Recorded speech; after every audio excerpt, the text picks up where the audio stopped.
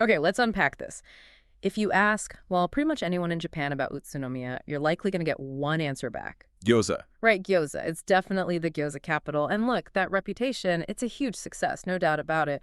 But it's also almost like the perfect camouflage, isn't it? Hiding one of the country's really quite historically rich cities right there in plain sight. That's exactly what our sources dig into. Utsunomiya's story is, frankly, much bigger than dumplings. It was this absolutely pivotal castle town back in the Edo era. Think of it as a vital crossroads. You had the shogun's power base in Edo, Old Tokyo, Yeah. and then the huge spiritual center up in Nikko, the Toshogu Shrine. Yeah. Utsunomiya was right in the middle. Right. So that means constant movement, samurai processions going back and forth, lots of trade. All that activity generated serious wealth, and that's where it got that amazing nickname, Little Edo. Little Edo. And for you listening, our deep dive today is really about peeling back that, let's call it, gyoza disguise. We want to reveal the city's actual cultural structure underneath. And it seems to be built on these three core, kind of surprising elements. Yeah, the sources point to Oya Stone, this ancient, almost spiritual material. Then there's bamboo representing quiet, maybe philosophical nature. And finally, a really refined night culture. Think sophisticated jazz and cocktails. Okay, let's start with the stone then, the Oya Stone Renaissance. This stuff literally forms the bedrock of the city's resilience. Right, and lots of people know about the big underground Oya History Museum. It's immense, 20,000 square meters carved out, 30 meters deep. It's pretty spectacular. It is stunning down there. But the real story, the one about revival and maybe even redemption, that's actually happening above ground now. Okay, so this is where it gets really interesting. This isn't just about preserving old stuff. It feels more like an act of cultural healing. Precisely. Oya Stone, it's a soft volcanic rock. Easy to work with, but also, as we mentioned, it weathers easily. So the recent efforts are all about reviving it, not just as a building material, but as a local brand, a carrier of their identity and technical skill. And the hub for this is the new Oya Connect, opened just last year, November 2023. That's the one. It's the new tourist base, and it's really focused on showcasing the mastery involved with this unique stone. And the prime example, the showpiece, is the restoration of the former Oya Public Hall. Right, the old public hall, built back in 1929, wasn't it? Kind of a Roman revival style. Yeah, show of 4. But it had really fallen on hard times, ended up being used just as a warehouse, basically forgotten. Until someone decided not just to, fix it up, but to really resurrect it. Exactly. Resurrect is the right word. Yeah. The commitment to historical truth was, well, frankly, incredible. To restore it properly, they took the entire building apart. Ridiculous. Took it apart like piece by piece. Piece by piece.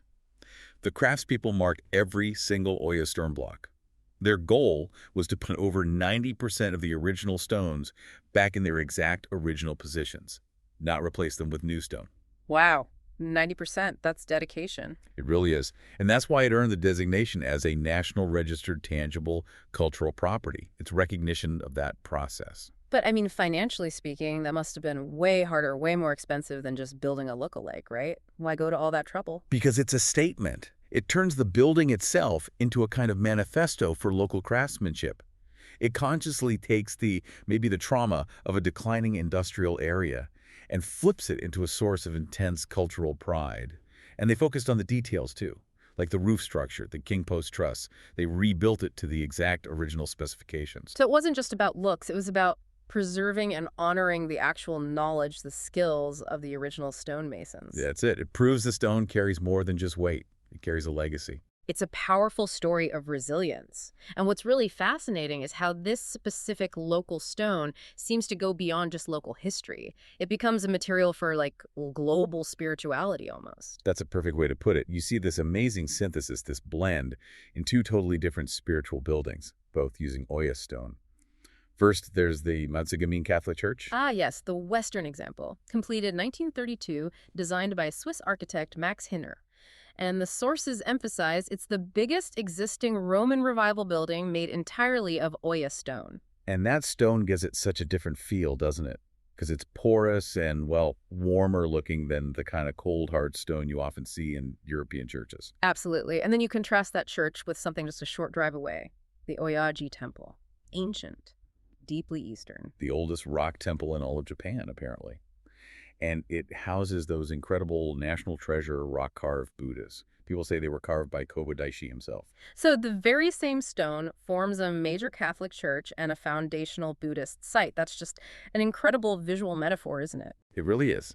It speaks volumes about how Japan, especially after the Meiji Restoration, managed to integrate Western culture while using its own unique local resources and holding on to its own spiritual traditions. The stone becomes this kind of universal language, a language of spirit and maybe resilience, too. Spirituality and Yeah. resilience, yeah. So if the stone represents the city's sort of solid history, its structure, its strength, the next element offers something completely different, a softer side. We're shifting from hard stone to quiet nature. Exactly. We move to the landscape, specifically the Wakatake no Mori Wakayama Nōjō. It's a farm. Yes, they produce chestnuts and bamboo shoots, but it's become much more than that. It's a kind of sanctuary. And I read it's famous as a filming location for movies and TV dramas. That's right, which instantly gives it this layer of poetic romanticism. You know, people recognize it. But the actual experience they offer there is really tailored to this modern desire for, well, what some call the healing economy. Right. It's all about the experience. So things like bamboo forest walks, bamboo forest bathing. It sounds very peaceful. It is, but there's a deeper philosophy the farm promotes. It's about the revival of Japanese bamboo. Bamboo traditionally symbolizes things like purity, resilience, strength through flexibility. Okay. So for a modern visitor walking through these quiet, light-dappled groves, it's promoted as a path back to balance, a kind of silent philosophy, away from all the noise and information. And they do special nighttime events, too. Illuminations. They do. And that apparently transforms the forest into this silent, almost magical theater. It's about offering a high-quality aesthetic escape. A real sensory shift from the stone and the weight of history. Okay, so Utsunomiya covers history and quiet nature during the day. What happens after dark? Because the city seems to shed that Gyoza Capital image completely and become something else. The city of jazz and the city of cocktails. Yes, this is the third core element we identified. It's this hidden, quite metropolitan identity. The jazz history is surprisingly deep. It really took root shortly after World War II. Which is interesting, right? For a regional city back then to embrace jazz, an international art form built on improvisation and freedom. It really speaks to the city's cultural tolerance, its openness to new artistic trends. It wasn't closed off. And the cocktail city title, that's newer. A bit newer, yes, but the level of technical skill among bartenders there is recognized across the country now. It perfectly embodies that Japanese shokunin spirit, the dedication to craftsmanship. So applying that same meticulousness you see in traditional arts, but to mixing the perfect drink. Exactly. Precision, technique, elevating it to an art form. So what's the takeaway from this nightlife aspect? Well, it means Utsunomiya pulls off this brilliant balancing act. It has this popular, very accessible daytime image, the Gyoza, the big Oya museum everyone knows. But then it has this completely separate, much more elegant nighttime persona. Jazz clubs, sophisticated cocktail bars. And that attracts a different kind of visitor, presumably. Right. It draws in, perhaps, higher quality travelers who are looking for that quiet technique, that refined social experience, rather than just, mainstream attractions. It echoes back to that historical little Edo sophistication. It shows the city isn't just one thing. But to really grasp why Utsunomiya has this enduring complexity, this layered identity, we need to go back to the very beginning, to its namesake, its spiritual anchor. And that anchor is the Utsunomiya Futaarayama Shrine.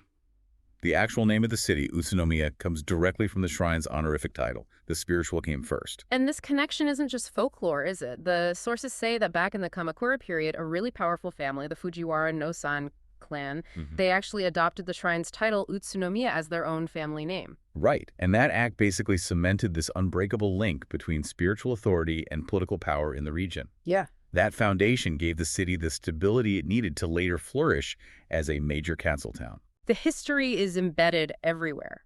But the sources suggest the real hidden gems, the truly special things, are the living traditions. The annual ritual still performed at the shrine today, often uncommercialized. Yes, these are direct, living connections to that deep history, not just museum pieces. Things like the Daidai Kagura, which is a solemn Shinto ritual dance. That's right, designated a city intangible cultural property, held every spring, usually around May. And the Otaria, the Winter Crossing Festival in December. That sounds quite dramatic, expelling evil, welcoming spring. It's a big one, listed as one of Tochigi's major festivals. And it raises a really interesting question, doesn't it? In a world obsessed with the new, how do we actually value this kind of living history? By watching or maybe even participating respectfully in these ancient ceremonies, you, the traveler, you connect directly with that deep sense of identity, that legacy that kept Utsunomiya stable and prosperous for centuries. It feels like the uncommercialized bedrock. Everything else, the gyoza, the stone, the jazz, all rests on this foundation. I think that's right. So Utsunomiya's real beauty, then, it seems to lie in this subtle mix, this synthesis of quite different things. You've got the industrial history being redeemed through the Oya Stone restoration, the quiet, almost cinematic aesthetic of the bamboo groves. Yeah.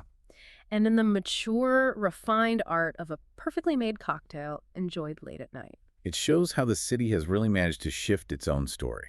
It's moved beyond just being a convenient stopover point, Yeah. or known only for one type of food. It's become a genuinely sophisticated, multi-layered cultural destination. A place that rewards curiosity. Absolutely.